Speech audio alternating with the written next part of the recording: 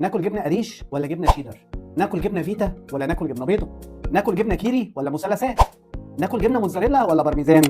النهارده هنعمل مقارنه كبيره جدا بين اشهر انواع الجبن من حيث القيمه الغذائيه والطعم والافضل ليك والصحه.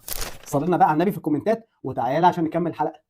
اول مقارنه ما بين الجبنه القريش والشيدر. من حيث الصوديوم بقى الجبنه القريش قليله والشيدر مرتفع الصوديوم فيها. من حيث الكالسيوم الاثنين نسبتهم عاليه. من حيث البروتين الجبنه القريش هيكون بروتينها اكتر من الشيدر شويه. من حيث الدسم بقى هيكون الجبنه القريش اقل كتير دسم والجبنه الشيدر الدسم بتاعها اعلى شويه. طب لو انا بقارن ما بين دي وما بين دي بس انا محب جوايا قوي قوي للجبنه الشيدر فانا ممكن اخد شريحه واحده، لان اكيد في مقابل الشريحه بتاعت الشيدر الجبنه القريش هتديني كميه اكتر فهشبع اكتر، يبقى انا ساعتها هختار الجبنه القريش. فلو انا عايز كم كويس هاخد من القريش. لو حضرتك هتكتفي بواحد شريحه شيدر يبقى كفايه جدا. يبقى الجبنه القريش املاحها اقل وبروتينها اكتر ودهونها اقل، يبقى هتفيدك اكتر.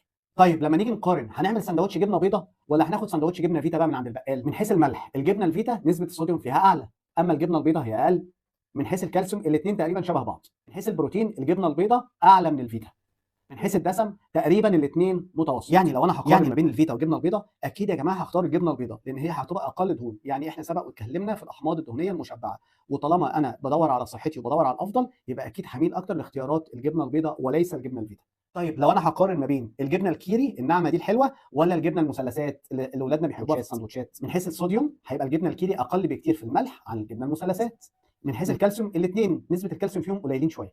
من حيث البروتين الاثنين البروتين فيهم قليل شويه بس المثلثات اعلى سنه يعني. من حيث الدسم الجبنه الكيري الدسم بتاعها عالي جدا انما المثلثات عالي شويه. ولو انا بقارن هاكل ده ولا اكل ده الاثنين ذا سيم نفس الكلام تمام. نعمل بقى شويه بيتزا حلوين كده هنرش عليهم بارميزان ولا نرش عليهم موتزاريلا؟ من حيث الملح يا جماعه الجبنه البارميزان ملحها عالي قوي فهتزود كميه الملوحه والصوديوم، اما الثانيه اقل كتير. طب من حيث الكالسيوم الكالسيوم في الجبنه البارميزان عالي جدا اكتر من الثانيه برضه. بالنسبه للبروتين البروتين عالي جدا في الجبنه البارميزان اعلى بكتير من الموتزاريلا.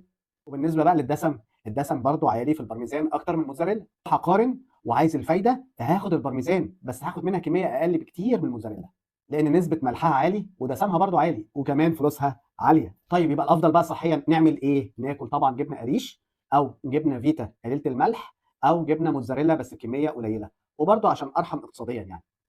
والاسوأ بقى صحيا ان انا ادور على الجبنه المثلثات والكيري والشيدر كامله الدسم. طب لو سالتني بقى انا كدكتور محمد بتعمل ايه؟ هقول لك الاتي يا سيدي: كل باعتدال من اي حاجه انت بتحبها بس الكميات ايه؟ قليله. وممكن تعمل حركه خبيثه شويتين، كتر الالياف وزود العيش اللي فيه جنين قمح او زود العيش اللي فيه حبه كامله، وبالتالي هتقلل امتصاص الدهون وتخفض من امتصاص جسمك للاملاح وحضرتك هتستفيد كتير.